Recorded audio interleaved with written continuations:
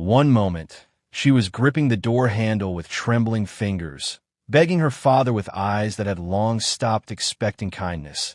And the next, pain exploded through her twisted legs as the world became a blur of headlights, engine roar, and the cruel hiss of tires disappearing into darkness. The car door slammed shut before her small body even stopped rolling across the gravel, metal braces scraping against asphalt as she tumbled like a discarded doll onto the cold shoulder of the highway. She did not scream, because screaming had been beaten out of her years ago, replaced with the kind of silence that comes from knowing no one is listening anyway.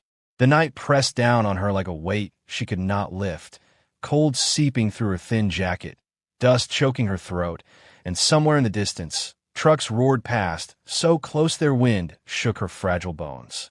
Her father's last words still rang in her ears like a curse dressed as comfort. "Stay here. Someone will come."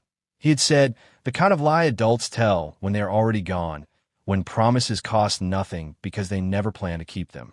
She dragged herself inch by agonizing inch away from the road, palms burning against gravel, her disability making every movement a war against her own body. But she kept moving because stopping meant dying, and some part of her buried deep beneath fear and abandonment still wanted to live.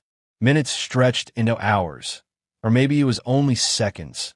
Time losing meaning when you're 10 years old and alone on a highway where no one slows down, where headlights flash past like ghosts that cannot see you, where the world has decided you do not matter. Her strength finally ran out, her head dropping against the dirt, breath turning shallow, the metallic taste of blood mixing with the smell of rain and oil, and just when the darkness began to feel like mercy, she heard it, the soft scrape of bare feet against pavement, hesitant but determined, and a voice, rough and young, cutting through the night like a lifeline she had stopped believing in. "Hey, I'm here," the voice whispered, and for the first time that night, the girl realized she might not die alone on this road, that sometimes when the whole world walks away, one person choosing to stay is enough to change everything. Before we continue this story, tell us where in the world you're watching from and what time is right now. Someone near you might be watching too. And don't forget to subscribe to support and appreciate the work we do on this channel. The truck missed them by inches, close enough that Nyla felt the heat from its engine slam in her face and the spray of gravel sting her bare legs like tiny knives. But she did not step back, did not flinch, did not do what every instinct in her body screamed at her to do, because the girl on the ground had just made a sound that broke something inside Nyla's chest. It was not a scream or a cry, but a small, broken whimper, the kind of sound wounded animals make when they have given up hope of being saved, and Nyla knew that sound because she had made it herself too many times on streets where nobody stopped, where hunger carved you hollow and cold nights taught you that survival meant staying invisible. The girl's leg was bent wrong, twisted at an angle that made Nyla's stomach turn, and the metal brace that was supposed to help her walk had cracked open, digging into her skin like teeth, blood pooling dark and thick in the dirt beneath her. Nyla's heart slammed against her ribs so hard she thought it might break through, and for a split second, she considered running, melting into the shadows the way she had learned to do when danger came too close, because roads like this were where children disappeared and nobody asked questions.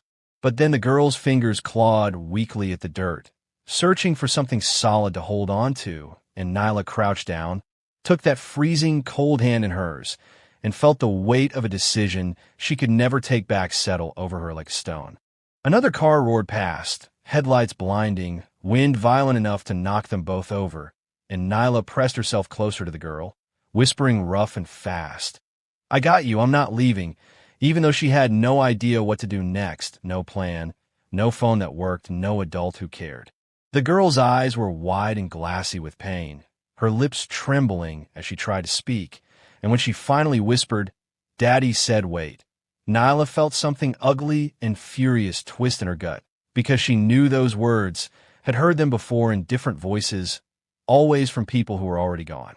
She slipped off her own thin jacket and draped it over the girl's shaking shoulders, knowing it would not be enough, but doing it anyway, because sometimes the smallest act of kindness is the only thing standing between a child and the night that wants to swallow her whole.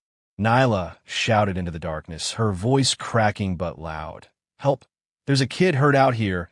And when no one stopped, when headlights kept flashing past like they could not see them at all, she shouted again and again, throat burning, tears stinging her eyes, until she realized that waiting was going to kill them both, and the only choice left was to drag this broken girl toward the flickering streetlight and pray that someone, anyone, would finally see them before it was too late. The scream that tore from the girl's throat when Nyla tried to lift her was so raw, so full of agony, that it felt like the sound itself could shatter bones. And Nyla froze instantly, panic flooding through her veins like ice water, because she had forgotten that pain this deep does not stay silent when you finally touch it. The girl's face twisted, teeth clenched so hard Nyla could hear them grinding, and her small hand grabbed on Nyla's sleeve with a grip that spoke of pure terror, fingers locking tight, like she was afraid Nyla might vanish the way everyone else had. Nyla whispered fast, desperate, "I'm sorry, I'm so sorry, I didn't mean to hurt you." But the words felt useless against the reality of what she was asking this broken child to endure, and she adjusted her grip carefully, sliding one arm behind the girl's back and the other under her knees, trying to keep the shattered leg as still as possible, even though every movement sent fresh waves of pain across the child's face. The girl was lighter than Nyla expected, too light, like a bundle of sticks wrapped in skin, and that realization hit harder than it should have, because it meant this child had been suffering long before tonight, had been neglected in ways that went deeper than a single act of abandonment. Nyla took one step, her bare foot scraping against gravel, pain shooting up her own leg, but she ignored it and took another step, then another, each one feeling like a small war against gravity, exhaustion, and the cars that kept rushing past without slowing, their headlights flashing white across their faces before disappearing into the night. The girl whimpered against Nyla's chest, her breath coming in short, ragged bursts, and she whispered a single word that landed like a punch to Nyla's gut, "Daddy." Nyla swallowed hard, her throat tight, and answered carefully, "He's not here right now, but I am," and she did not know why she said it like that, why she could not bring herself to tell this child the full truth, that her father had thrown her away like trash and driven off without looking back. The streetlight buzzed overhead, flickering like it might give up at any second, and under its pale, sickly glow, Nyla lowered the girl onto a flattened piece of cardboard she had slept on the night before, the same cardboard that had been her bed, her only protection against the cold concrete. And now it was all she had to offer this dying child. Nyla brushed dirt from the girl's tangled hair and saw the dried tear tracks on her cheeks, old tears that had nothing to do with tonight, and when she asked softly, "How long you been hurting?" the girl just shrugged and whispered, "A long time." And those two words scared Nyla more than the blood, more than the broken bones, because they spoke of a pain so deep and so constant that this child had stopped expecting it to ever end. Nyla wrapped her arms around her knees, thinking fast, her mind racing through options that all felt impossible, because she knew the shelters would not take them, knew the hospitals would ask questions she could not answer, knew that waiting here would kill the girl just as surely as leaving her on that road. Nyla stared at the broken brace, the cheap screws held together with tape, and realized this girl had been suffering long before tonight. And stories like this, the ones nobody wants to talk about, they're happening right now while you watch this. Subscribe so you never miss when we expose the truth others ignore. The phone's battery warning flashed red just as the call connected, and Nyla pressed it between her shoulder and ear so hard she thought it might crack, her hand shaking so violently she could barely keep it steady, because this was it. This was the last chance, and if this failed, the girl lying on the cardboard beside her would not see morning. The dispatcher's voice came through calm and professional, asking questions in that practiced tone that made Nyla want to scream, because calm did not save lives, action did, and every second wasted on procedures was a second this child did not have. Nyla's words tumbled out fast and tangled with fear. "There's a kid, she's hurt bad, on the highway, her leg's broken, she can't walk, she was left here," and even as she said it, she heard how impossible it sounded, how easily someone could dismiss it as a prank or a mistake, But the dispatcher paused, just for a heartbeat, and asked in a voice that suddenly sounded more human. "Are you safe right now?" Nyla looked around at the empty road, the flickering streetlight, the shadows that moved and shifted when cars passed, and answered with a truth that felt like admitting defeat. "I don't know, but she's not." The instructions that followed were steady and clear. Keep her warm, don't move her more than necessary, stay visible, help is on the way. And those 4 words, help is on the way, hit Nyla like something fragile and dangerous because she had heard them before, too many times, spoken with good intentions by people who never showed up, by systems that failed children like her every single day. She wrapped the jacket tighter around the girl anyway, rubbing her arms, whispering her name over and over like it might anchor her to the world. "Stay with me, you gotta stay." And the girl's eyes fluttered, her lips moving in a whisper so faint Nyla had to lean in close to hear. "I was good. Daddy said if I was good." And the sentence just stopped there, unfinished, like the promise had been broken before the child could even finish believing in it. Distant sirens cut through the night, faint at first, but growing louder, and Nyla's heart jumped so hard it hurt, her entire body flooding with hope and terror in equal measure, because sirens meant help, but they also meant questions, meant people who would want to know why a 10-year-old was alone on a highway, saving another child's life. She stood anyway, waving her arms high, stepping closer to the road despite the danger, and when the red and blue lights finally spilled across the asphalt, washing the darkness in color, she felt something inside her chest crack open, not breaking, but expanding, making room for a feeling she had almost forgotten existed. People rushed out, voices overlapping, boots crunching on gravel, and a blanket was wrapped around the girl. A stretcher unfolded, gentle hands worked fast but careful, and Nyla backed away instinctively, already preparing to disappear the way she always did before questions came. But a paramedic caught her arm, not rough, not accusing, just enough to stop her, and said in a voice that sounded like he actually meant it, "You're not going anywhere yet. You saved her." The ambulance doors slammed shut with a sound so final it echoed in Nyla's chest like the closing of a chapter she did not know how to read, and for a split second she thought they were going to leave her behind, tell her she had done enough, and send her back to the streets where children like her belonged. But the paramedic looked at her, really looked at her, his eyes moving from her scraped knees to her bare feet to the way she stood like someone always bracing for the next blow, and he nodded toward the bench inside the ambulance and said simply, "Sit, you're coming." And Nyla climbed in without arguing because she had learned long ago not to question kindness when it appeared, even if she did not fully trust it. The doors closed again, sealing them inside a small world that shook and hummed with urgency, and the siren wailed sharp and piercing, cutting through the night as the ambulance lurched forward and Nyla grabbed the edge of the bench to keep from falling. The girl lay strapped to the stretcher, her face pale as moonlight, eyes half open and unfocused, and tubes and wires seemed too big for her small body, made her look even more fragile than she already was, like she might disappear if someone looked away for too long. Nyla reached for her hand again, holding it carefully, afraid of causing more pain, and whispered, "You did good. You're safe now," even though she was not sure the girl could hear her through the haze of pain and medication. The girl's fingers twitched, tightening weakly around Nyla's thumb, and her lips moved, forming words that came out barely louder than a breath. "Promise?" And Nyla felt that words settle into her bones like a weight she would carry forever. She leaned closer, speaking slowly and clearly, wanting the words to stick. "I'm not leaving, I promise." And even as she said it, she knew promises had broken her before, knew they were dangerous things to make, but this time felt different. This time felt like something she could not walk away from even if she wanted to. The city blurred past the small windows, streetlights streaking into long lines of gold and white, and Nyla realized she had not been inside a moving car in so long. She had forgotten what it felt like, the steady hum making her dizzy, her body finally understanding how exhausted it was. A paramedic adjusted a monitor and spoke quietly to his partner, and Nyla caught pieces of it. Words like fracture and dehydration and infection risk, each one piling up heavy and serious. And when one of them asked, "How old is she?"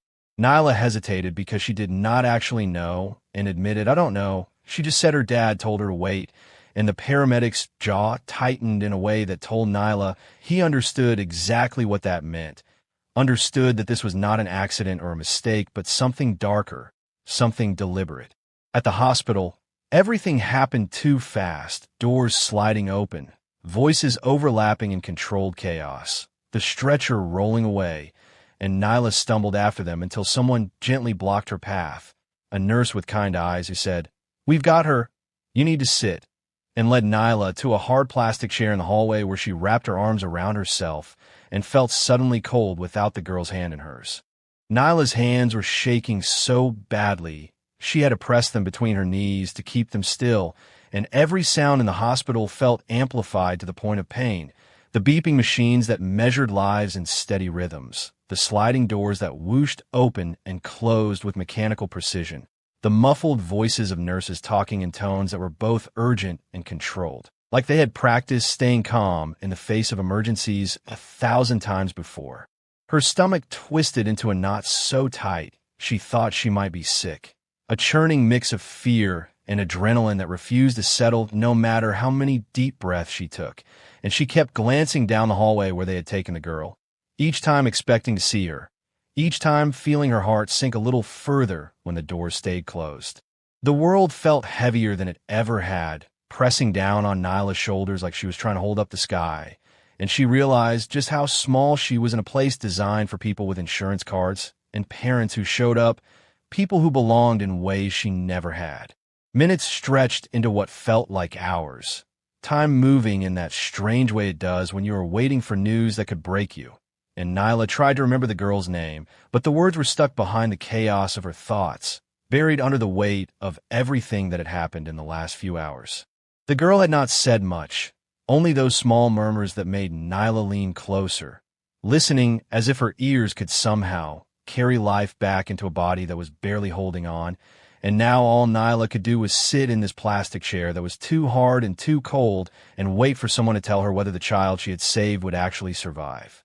A nurse appeared, not one of the rushing kind who moved like they had 20 patients waiting, but someone steady and slow, almost soft in the way she approached, and she looked straight at Nyla with eyes that seemed to see more than most people bothered to look for.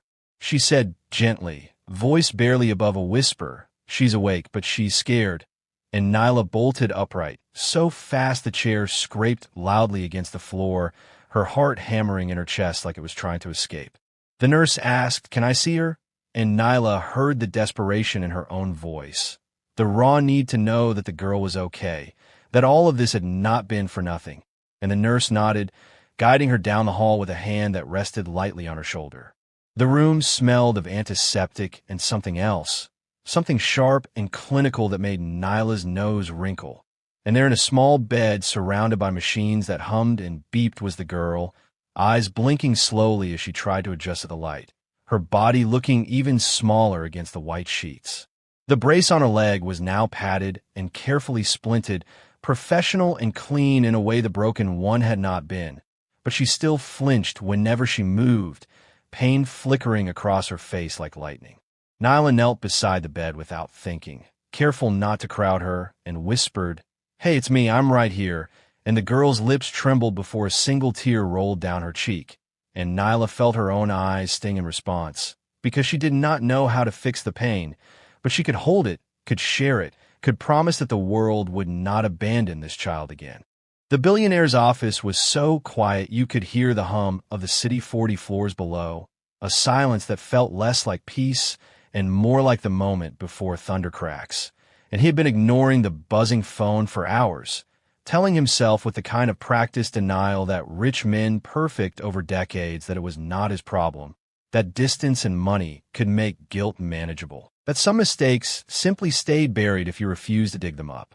But the alert flashed again across his screen, persistent and accusatory, glowing with a message that made his blood run cold. Patient admitted, emergency contact notification, followed by a name he had not allowed himself to think about in years, a name that belonged to a life he had decided was easier to erase than to face. He stared at the screen, his perfectly manicured fingers hovering over the phone like it might burn him if he touched it, and something twisted in his chest, not quite panic, but close enough, a cold knot of fear that started small and spread like poison through his veins until his whole body felt heavy with it. The girl, his daughter, the child he had thrown out of a moving car like she was garbage he needed to dispose of, was alive, was in a hospital, was being treated by doctors who would ask questions he had spent years making sure no one could answer.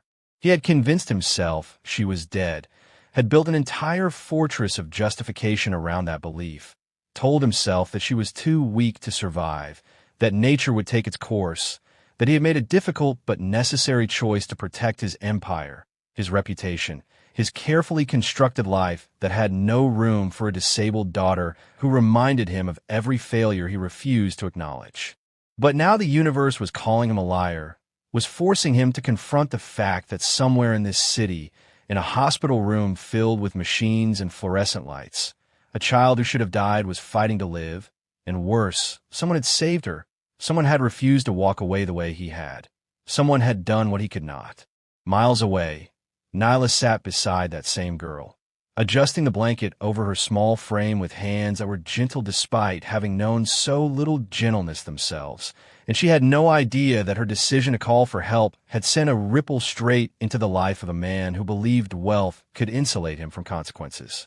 The billionaire stood, legs unsteady, and walked to the floor-to-ceiling window that overlooked a city full of people whose names he did not know and whose lives he did not care about. But tonight, one name burned in his mind like a brand, searing through every layer of denial he had built. He pressed his forehead against the cold glass and felt something inside him crack, not breaking completely, but fracturing enough to let in a sliver of truth he had spent years avoiding. His daughter was alive, and somewhere out there, a stranger had shown her more humanity in one night than he had given her in 10 years. The phone buzzed again, and this time he looked at it, really looked at it, and saw the hospital's name, the room number, the request for emergency contact confirmation, and he realized with a sinking certainty that running was no longer an option, that the road he had driven away on that night had somehow circled back, and now he would have to face the one thing he feared more than failure or poverty or public shame. The reality of what he had done to his own child. The billionaire pressed his forehead against the cold glass, finally understanding that wealth couldn't insulate him from consequences. But most people never learn this lesson until it's too late. Hit subscribe if you want to see what happens when the powerful are finally held accountable. The operating room doors closed with a sound that felt like a coffin lid slamming shut, and Nyla felt the world contract to the size of her own hammering heartbeat, every second stretching into an eternity of waiting that scraped against her nerves like sandpaper on raw skin. The girl had been wheeled away on a stretcher, small and pale beneath those bright surgical lights that seemed too harsh for someone so fragile, and all Nyla could do was stand there gripping the edge of a chair until her knuckles went white, because holding on to something solid was the only way to keep herself from falling apart completely. The air in the hallway smelled sharp and medicinal, a mix of disinfectant and fear that made her stomach turn, and the machines hummed their relentless rhythm, each beep a reminder that time was moving forward even though she felt frozen in place, trapped in this moment of not knowing whether the girl would survive or whether all of Nyla's efforts had been nothing more than a delay of the inevitable. Minutes crawled past like wounded animals, dragging themselves forward inch by painful inch. And each time the operating room doors opened, Nyla's pulse would spike with desperate hope, only to crash when it was just a nurse passing through, their tired eyes offering nothing but the sterile weight of professional silence. She replayed the night over and over in her mind, the tire-slicked asphalt, the way the girl's eyes had searched hers, and found something worth trusting, the cold wind that had tried to steal the warmth from both their bodies. And now all those moments hung suspended in uncertainty, waiting to be validated or erased, depending on what happened behind those closed doors. Nyla pressed her forehead against the cool wall and whispered words that were half prayer, half promise. You have to make it. You have to, speaking to the girl, to herself, to whatever force in the universe decided who lived and who died, and she felt the weight of responsibility pressing down on her chest like a physical thing, because she had chosen to stay, had chosen to care, and now she had to live with the possibility that caring might not be enough. Somewhere in a sleek office tower across the city, a man sat with his head in his hands, his expensive suit rumpled, his carefully maintained composure crumbling as he traced hospital records through private networks, trying to confirm what his gut already knew but his mind refused to accept. His daughter was alive and fighting for her life while he sat in luxury, doing nothing. Back in the hospital hallway, Nyla flinched at every sound.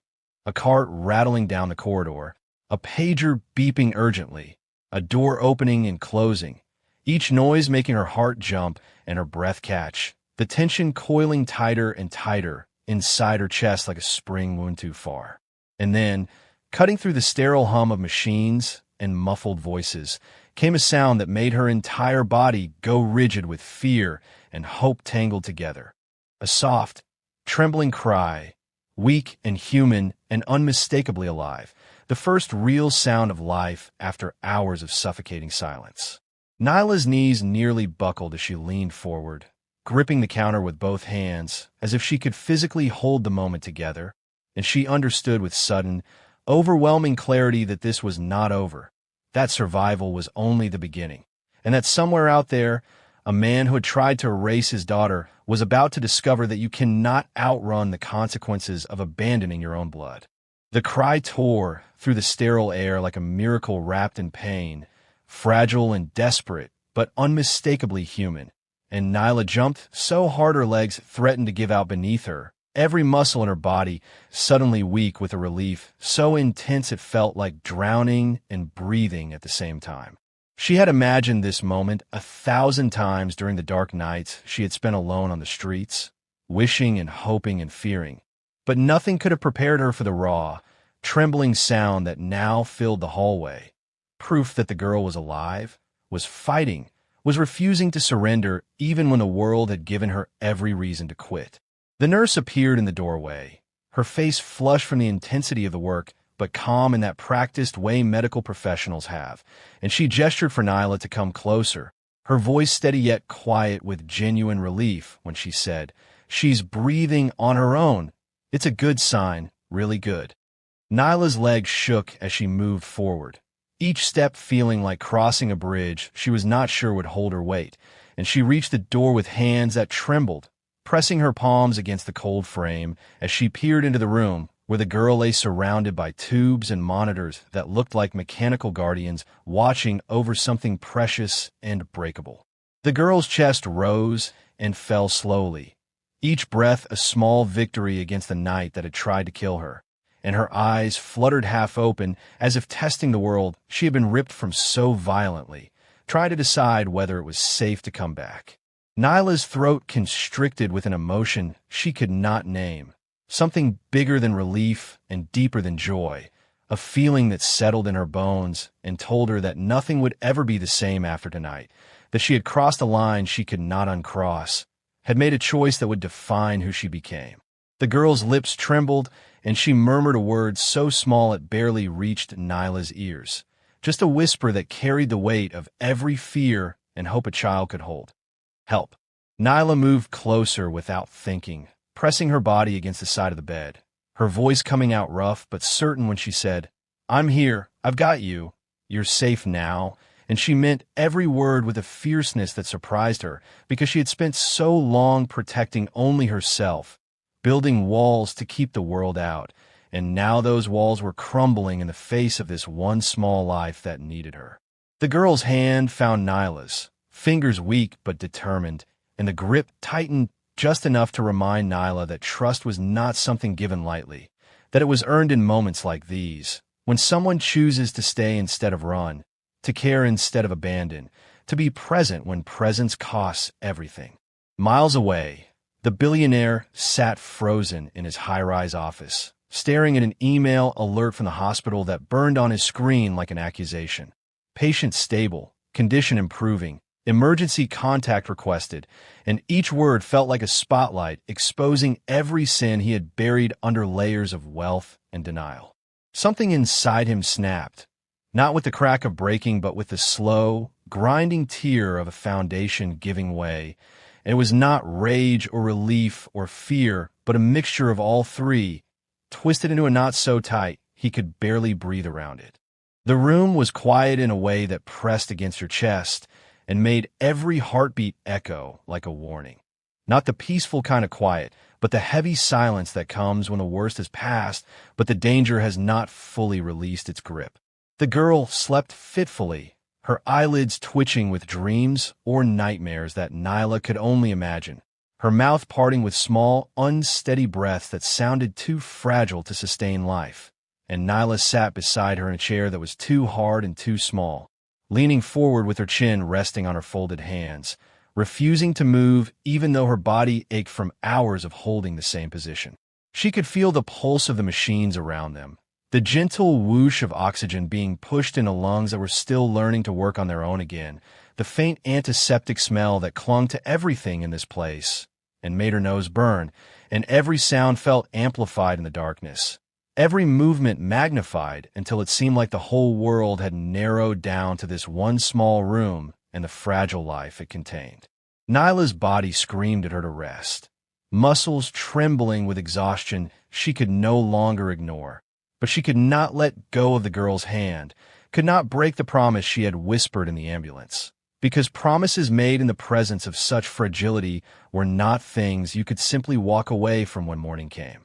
The night pressed in against the window, rain still streaking the glass in uneven patterns that tapped out rhythms like a heartbeat trying to speak, and Nyla found herself imagining the girl alone on that road again, cold and frightened, waiting for someone who never came, and the image made her grip tighten instinctively, as if she could protect the child from memories as well as from physical harm.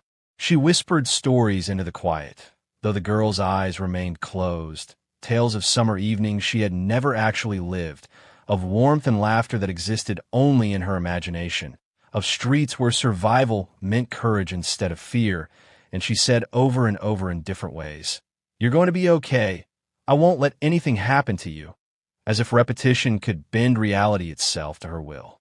In a sleek office miles away, the man who had abandoned his daughter sat with clenched fists, staring at his phone screen, where the hospital's alert refused to disappear no matter how many times he tried to dismiss it, and every detail about her survival pricked at him like needles pushing through armor he had thought was impenetrable. The walls of wealth and distance he had built to shield himself from guilt now crumbling under the weight of one simple truth. She had lived, and someone else had saved her. Back in a hospital room, the girl stirred, her fingers twitching against Nyla's hand in a movement so small it might have been nothing. But Nyla felt it like an earthquake, a tiny moan escaping the child's lips that was barely louder than a whisper, but carried more weight than any scream could have held. Nyla leaned closer, her heart hammering hard enough to hurt, feeling the enormity of the night pressing down on both of them like a physical thing, and outside the rain fell harder, lightning splitting the sky in jagged lines that briefly illuminated the room before plunging it back into shadow, nature itself seeming to mirror the storm raging inside both their hearts. The emergency doors exploded open with a rush of cold air that carried the distant sound of tires squealing and engines roaring, and Nyla's head snapped up so fast her neck popped, pulse hammering against her ribs as if her heart was trying to break free from her chest. A man's voice barked orders somewhere beyond the glass, sharp and clipped and commanding. Not the voice of someone who cared, but the voice of someone who was used to getting exactly what he wanted when he wanted it. And there was something in that tone that made Nyla's skin crawl with an instinct she had learned to trust on streets where survival meant reading danger before it reached you. Then she saw him, tall and impeccably dressed in a suit that probably cost more than most people made in a year, exuding the kind of calm authority that felt almost cruel in its perfection, like he existed in a different world where pain and fear were things that happened to other people, not to him. The billionaire's eyes scanned the chaotic scene with the precision of someone conducting an inventory rather than searching for his dying daughter, not pausing until they landed on the small figure in the hospital bed, and his breath caught just slightly, barely noticeable unless you were watching for it, but Nyla saw it, saw the crack in his armor, the hesitation that flickered across his face like lightning before disappearing behind practiced composure. The girl stirred at that exact moment, as if sensing his presence before her conscious mind could process it, her fingers twitching weakly in Nyla's grip, and she whispered a word that cut through the room like a knife through silk. "Daddy." The question mark at the end of that word carried more weight than any accusation could have, trembling with hope and fear and confusion all tangled together. And Nyla's eyes widened as she watched the man's face, waiting for love or relief or any emotion that resembled what a father should feel, but what she saw instead stopped her cold. This was no fiction, no storybook reunion where everything could be fixed with tears and apologies. This was a father staring at a child he had tried to erase, alive against every odd he had counted on, and the realization hit him like a physical blow that he could not hide no matter how hard he tried. He approached cautiously, each step measured and deliberate, as if stepping too fast might shatter the fragile reality he was being forced to confront. And Nyla felt the tension coil in her chest like a spring wound too tight, her protective instincts flaring hot and immediate. She squeezed the girl's hand tighter, a silent warning that no one would hurt this child again, not while she still had breath in her body. And when she spoke, her voice came out firm and steady despite the fear churning in her gut. "Is she okay?" he asked, voice low and brittle, carrying a weight Nyla had never imagined for someone so powerful.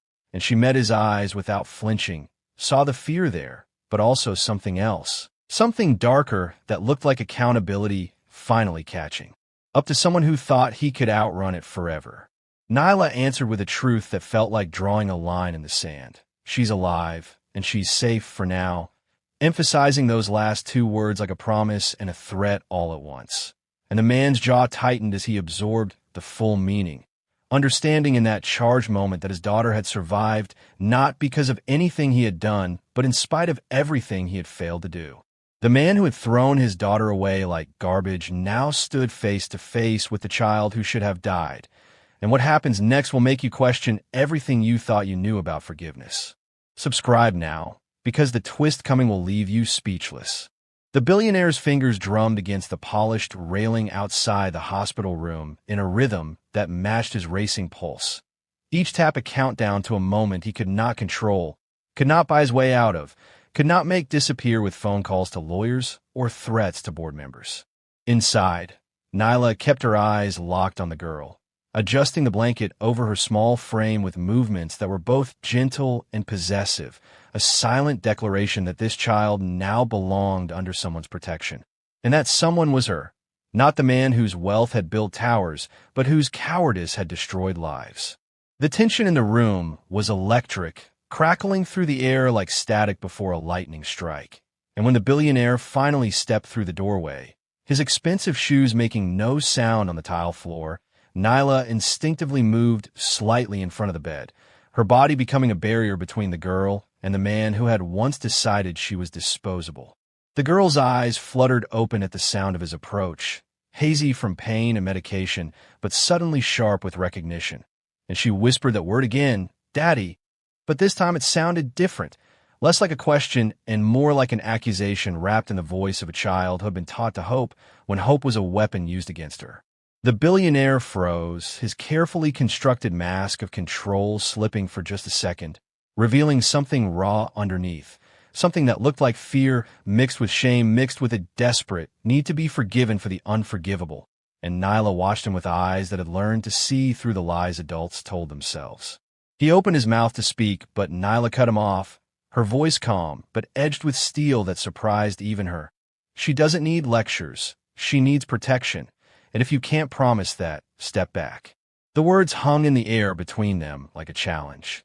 And for a long moment silence ruled the room, broken only by the soft beep of monitors and the distant rumble of thunder that seemed to shake the very foundations of the building.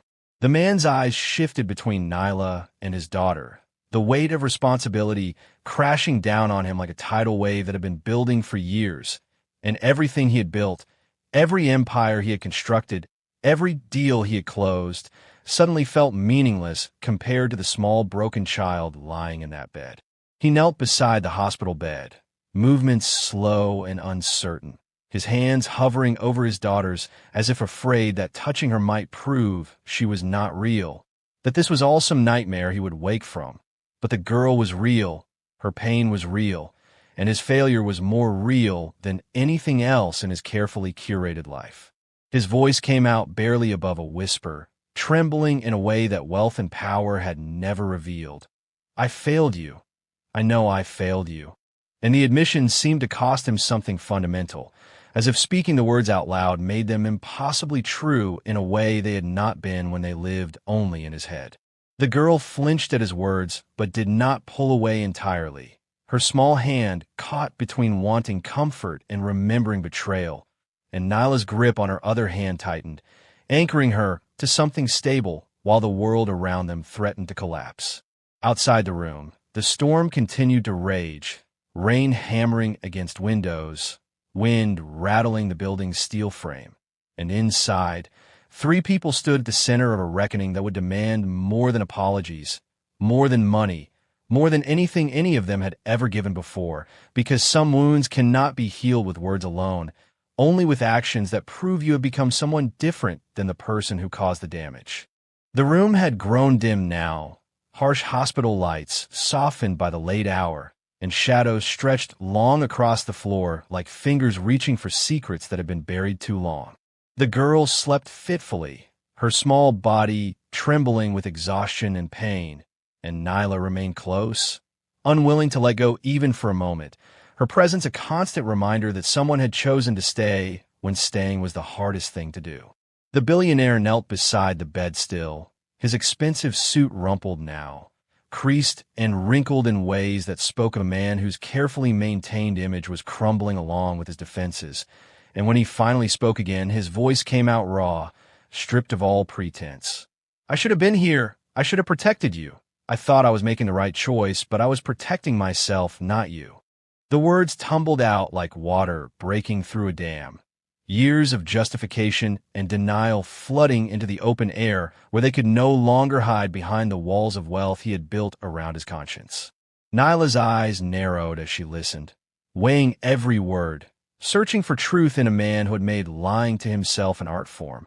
As she could feel the girl's fingers tighten slightly in her grip, even though the child appeared to be sleeping, as if some part of her was listening through the haze of medication and pain. The billionaire continued, voice breaking, "The night your mother left, the night she walked out and never looked back, I blamed you, blamed your disability, blamed everything except my own weakness.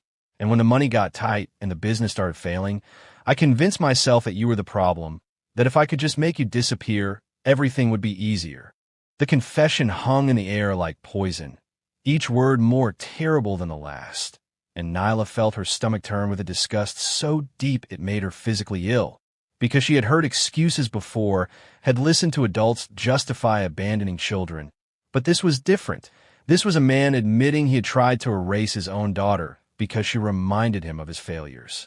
The girl stirred, a small moan escaping her lips, and the billionaire reached for her hand instinctively before pulling back, afraid his touch would cause more harm. And in that hesitation, Nyla saw something she had not expected.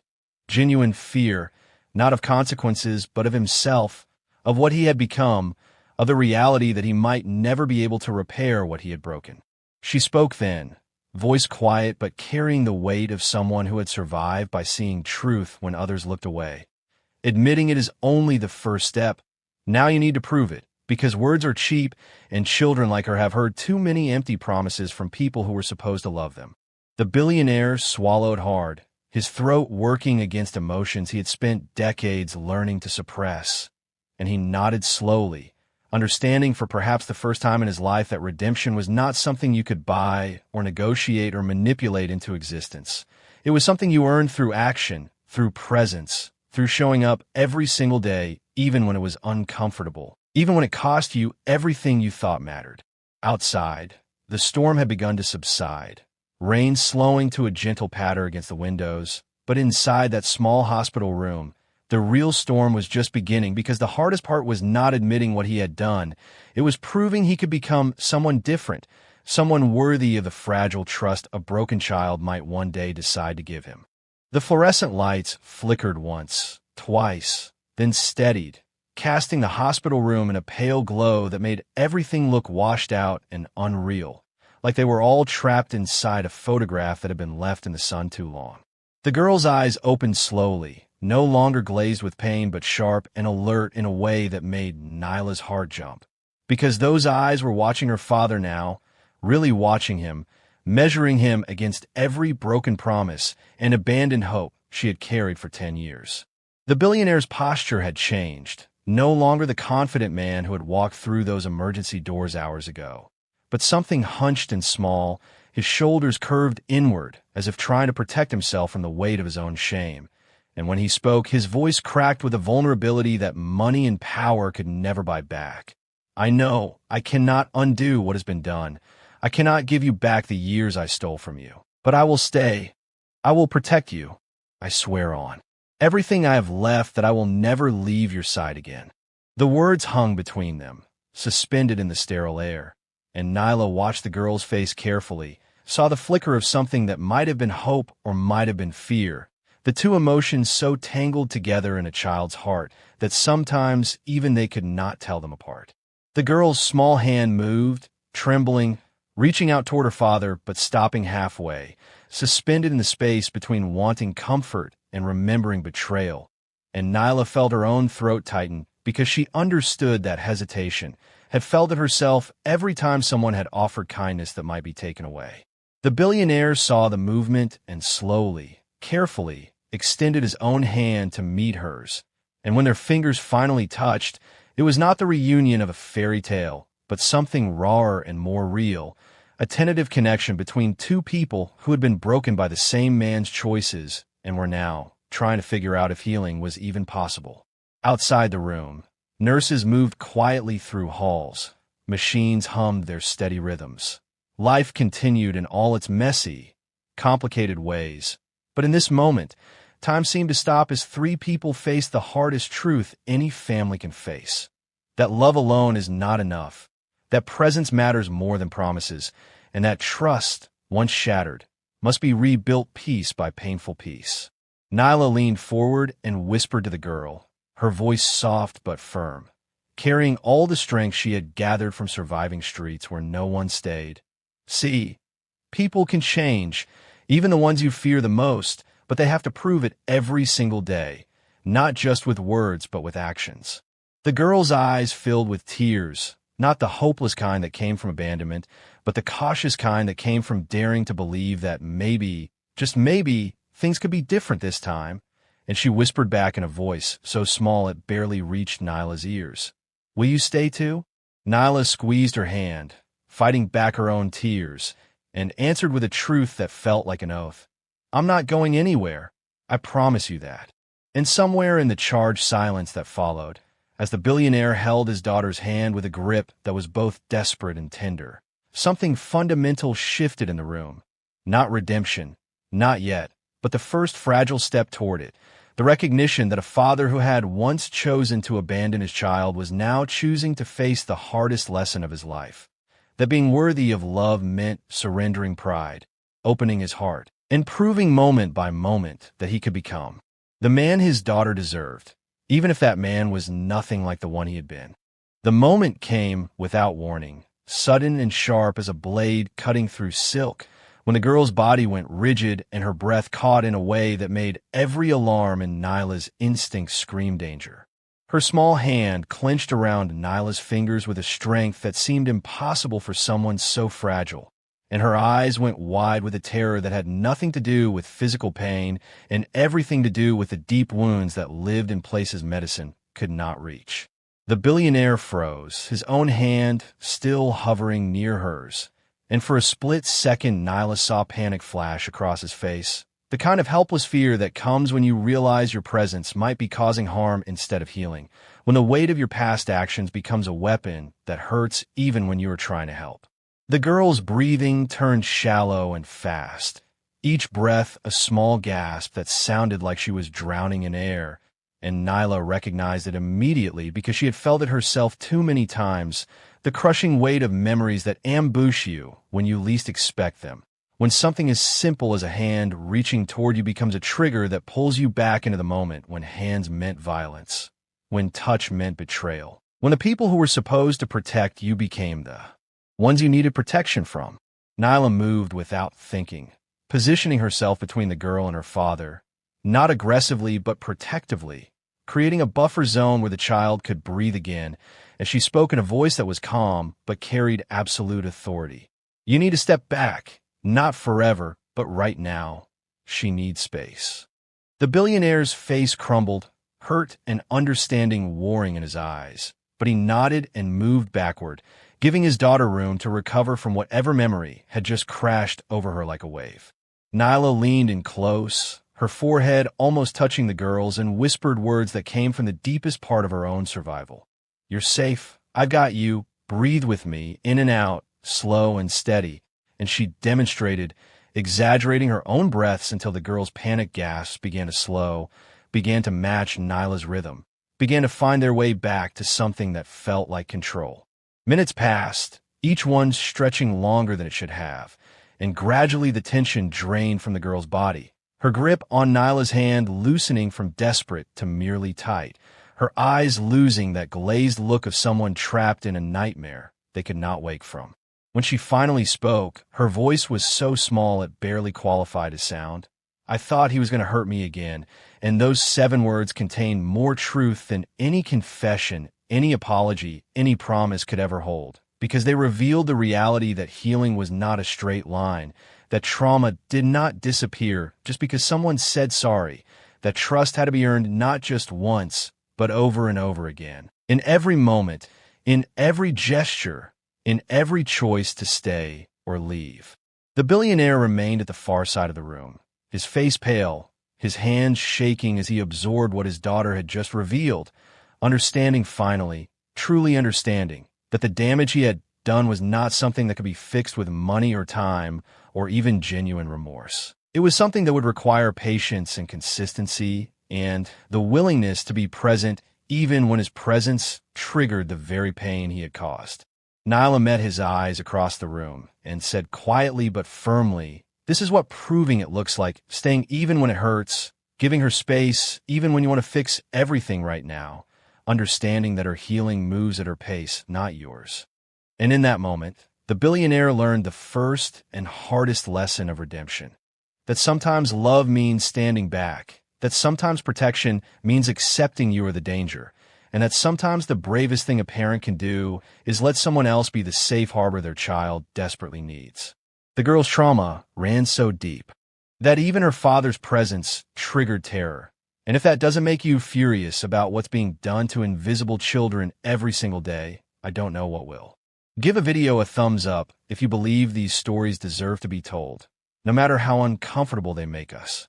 The hospital room felt impossibly small as night deepened into that quiet hour, when even machines seemed to whisper instead of beep, when shadows gathered in corners like witnesses to secrets no one wanted to speak aloud. The girl had finally fallen into an uneasy sleep, her chest rising and falling in rhythms that were almost steady, almost peaceful, but her face still twitched with dreams that Nyla suspected were more like nightmares dressed in memory's clothing. Nyla sat in the chair beside the bed, her body screaming for rest, but her mind refusing to shut down, because sleep meant letting her guard drop, and she had learned long ago that dropping your guard was how you got hurt, how you lost the things you tried to protect. The billionaire stood at the window, his expensive suit jacket discarded now, shirt sleeves rolled up, looking less like a man who owned buildings and more like a father who was finally understanding what it meant to truly lose something irreplaceable. He had not spoken in over an hour, had barely moved except to shift his weight from one foot to the other, and the silence between him and Nyla was heavy with things that needed to be said, but neither of them knew how to start. Then, without warning, he turned from the window, and his voice came out rough, like gravel being dragged across raw skin. How do I fix this? How do I make her believe I won't hurt her again when every fiber of her being has learned that I'm exactly the kind of person who does? The question hung in the air between them, raw and desperate, and Nyla felt something twist in her chest because she recognized the tone, had heard it in her own voice during the darkest nights when she wondered if anyone would ever see past the street kid with dirty clothes and no home to the person underneath who was worth saving. She looked at him for a long moment, weighing her words carefully, because this was important, This was the difference between a man who was truly ready to change and one who just wanted the guilt to stop burning. "You don't fix it," she said finally, voice quiet but carrying the weight of hard-earned wisdom. "You can't fix it because what's broken isn't something you can repair with apologies or promises or even perfect behavior. What's broken is her belief that you will stay, and the only way to rebuild that is by actually staying day after day, week after week, month after month, until the evidence of your presence outweighs the memory of your absence." The billionaire's shoulders sagged as if the words had physically pushed him down, and he nodded slowly, understanding settling over him like a heavy coat he would have to learn to wear. "What if I fail?" he asked, and there was genuine fear in his voice, the kind that comes from knowing your next mistake might be the one that destroys everything for good. Nyla leaned forward, her eyes meeting his across the dim room. "Then you get back up and try again, because that's what real parents do. They fail, and they keep showing up anyway. They mess up, and they apologize, and they do better next time. And eventually, if you're consistent enough, if you're patient enough, if you're brave enough to let her see you fail and still choose to stay, then maybe, just maybe, she'll start to believe that you mean it." The girl stirred in her sleep, a small sound escaping her lips that might have been her father's name or might have been nothing at all, and both Nyla and the billionaire turned toward her instinctively, two people from completely different worlds united by the fragile life between them. Outside, the city continued its endless rhythm, lights flickering, cars moving, people living their lives without knowing that in one small hospital room, a man was learning what it meant to become someone worth trusting, and a girl who had almost died on a dark highway was slowly, painfully, impossibly beginning to believe that maybe the world could be kind after all. The door burst open with such force that it slammed against the wall, and Nyla was on her feet instantly, body positioned between the girl and whatever threat had just entered, her heart launching in her throat as adrenaline flooded her system with the speed of someone who had survived by reacting before thinking. A figure emerged from the shadows of the hallway, tall and purposeful, radiating an authority that made the air in the room suddenly feel thinner, harder to breathe, and there was something in the visitor's eyes that made Nyla's skin crawl with an instinct she had learned to trust on streets where reading danger wrong meant not waking up the next morning. The billionaire spun around, his face going pale as recognition hit him like a physical blow, and Nyla watched his expression shift from shock to fear to something darker that looked like guilt being dragged into the light against its will. The visitor's smile was calculated, lacking any warmth, the kind of expression that made kindness look like a weapon being sharpened for later use. And when they spoke, their voice was smooth, but carried undertones that felt like ice water dripping down your spine. "Let's just say I'm someone who knows the truth about what happened before this child ever arrived here. And some debts don't disappear just because you've decided to play the repentant father." The words landed in the room like grenades, each syllable carefully chosen to inflict maximum damage, and Nyla felt the girl stir behind her, sensing the tension even through sleep, her small body instinctively curling tighter, as if trying to make herself invisible. The billionaire's jaw tightened, muscles working beneath skin that had gone from pale to ashen, and he took a step forward, positioning himself in a way that suggested protection but looked more like desperation. "This has nothing to do with her. Whatever you think I owe you, we can settle it somewhere else." The visitor's laugh was sharp and humorless, cutting through the room like broken glass. "You think you can compartmentalize this, keep your sins separate from your attempts at redemption. But that's not how consequences work, especially when the child you abandoned is at the center of something much bigger than your guilty conscience." Nyla's mind raced, trying to piece together what was happening, who this person was, and why their presence felt like a threat that went deeper than simple confrontation, and she moved slightly, her hand finding the girl's under the blanket, squeezing gently to reassure even as her own pulse hammered against her ribs. The visitors stepped closer, their eyes moving between the sleeping girl and the billionaire, and said in a voice that dripped with implications Nyla could not fully grasp. "Some choices have consequences you cannot imagine, and if you fail now, nothing, not wealth, not power, not even genuine remorse, will protect you or her from what's coming." The billionaire swallowed hard, fear naked on his face now, all pretense of control stripped away, and Nyla saw him glance at his daughter with an expression that was equal parts love and terror, understanding in that moment that whatever he had been running from had finally caught up, and the reckoning he thought he was facing was only the beginning. The girl's eyes opened suddenly, wide and frightened, and she whispered a question that cut through everything. "Who is that?" And in the charged silence that followed, as the visitor's cold smile widened and the billionaire's hands began to shake, Nyla realized with sudden, overwhelming clarity that the story they had been living, the tale of abandonment and rescue and tentative healing, was far from over, that forces larger and darker than any of them had anticipated were now in play, and that protecting this child was about to become infinitely more complicated than simply keeping her safe from a father who had finally learned to care. The visitor's words hung in the air like a threat. Some debts don't disappear, and this is where most channels would end the story, but subscribers know we dig deeper into the darkness others won't touch. Subscribe if you're ready for the full truth.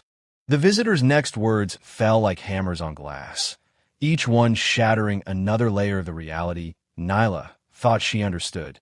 Do you really think you acted alone that night, that abandoning your daughter was just a lapse of judgment, a moment of weakness you can atone for with tears and promises? The billionaire's face went from pale to completely bloodless, his legs seeming to lose their ability to hold him upright, and he reached for the wall to steady himself as the visitor continued with a cruelty that felt almost surgical in its precision. Decisions were made for you, plans you didn't even know existed, arrangements that involved people far more powerful than a struggling businessman trying to save his failing empire. And now this child, the daughter you threw away like garbage, is at the center of something that will destroy you if you don't understand what's really at stake. Nyla's mind reeled, trying to process the implications, her protective grip on the girl's hand tightening until the child made a small sound of discomfort that snapped Nyla back to the present moment. The girl was fully awake now, her eyes moving between her father and the stranger, and Nyla could see the fear building in those young eyes, the confusion mixing with terror as she tried to understand why the air felt so heavy, why the adults in the room looked like they were preparing for war. The visitor pulled out a phone, tapped the screen once, and turned it toward them, revealing an image that made the billionaire stagger backward as if he had been physically struck. Documents, signatures, transaction records, all proving that the night he had abandoned his daughter was not a spontaneous act of desperation, but part of a coordinated plan involving people whose names made Nyla's blood run cold, even though she did not fully understand who they were. "You were being manipulated," the visitor said, voice softer now, but no less dangerous. Convinced that eliminating your disabled daughter would solve your financial problems. Promised that certain debts would disappear if you made her disappear. Told that she was the obstacle standing between you and the life you deserved. And you believed it because you wanted to believe it, because blaming a helpless child was easier than facing your own failures. The billionaire's hands were shaking so violently now that Nyla could see them trembling from across the room, and when he spoke, his voice came out broken and desperate. "I didn't know. I swear I didn't know it was more than my own weakness. I thought I was making the choice, not following someone else's script." The visitor's expression shifted, something that might have been pity flickering across their face before hardening back into professional distance. Whether you knew or not doesn't change what happened, but it does change what happens next. Because the people who orchestrated this, who used your desperation and your daughter's disability to advance their own agenda, they're not finished. And if you fail to protect her now, if you let your guilt or your fear or your incompetence get in the way, they will find another use for her. And trust me when I say that being abandoned on a highway will look like mercy compared to what they have planned. Nyla felt her stomach drop, the full weight of the revelation crashing over her like a wave that threatened to pull her under, and she looked down at the girl who was staring up at her with eyes that begged for understanding, for safety, for someone to make sense of a world that kept proving itself more dangerous than any child should have to know. The billionaire took a shaking step toward his daughter, his voice barely a whisper. "I'm so sorry. I didn't know, but I'm here now, and I won't let anyone hurt you again." The visitor turned to leave, pausing at the door to deliver one final warning that made the air in the room feel like it might shatter. Sorry won't be enough. Presents won't be enough. You're going to have to fight for her in ways you can't imagine, against people who make your worst nightmares look tame. And if you're not ready to burn your entire world down to keep her safe, then you've already lost. The door had barely closed behind the visitor when the billionaire collapsed to his knees beside his daughter's bed, not with the careful deliberation of someone choosing humility, but with the sudden, complete surrender of a man whose legs could no longer hold the weight of what he had just learned. His hands reached for his daughter's, trembling so violently that Nyla almost stepped forward to steady him.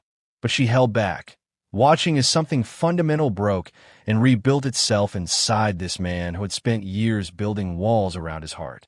The girl stared at her father, eyes wide and searching, trying to understand why the strong man who had walked through those emergency room doors now looked like he might shatter into 1,000 pieces. And when she spoke, her voice was so small it barely qualified as sound. "Are the bad people coming for me?"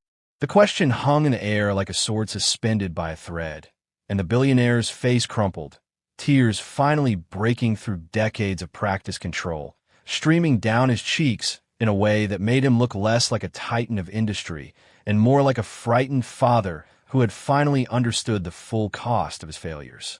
He squeezed his daughter's hands gently, careful not to cause pain, and when he spoke, his voice carried a conviction that Nyla had not heard from him before, a steel that came not from arrogance but from desperate love. "Yes, they might try, but I swear on everything I have, on everything I am, on the very life I've left, that I will protect you, even if it costs me my fortune, my reputation, my freedom, even my life itself. Because nothing, absolutely nothing, matters more than keeping you safe." The girl's eyes filled with tears, not the hopeless kind, but the cautious, fragile kind that comes when you want to believe, but have been hurt too many times to trust easily. And she whispered back, "But you left me before. What if you leave again?" The words were like knives, each one cutting deeper than any physical wound could reach, and the billionaire felt them land with the full force of truth he could not deny or deflect.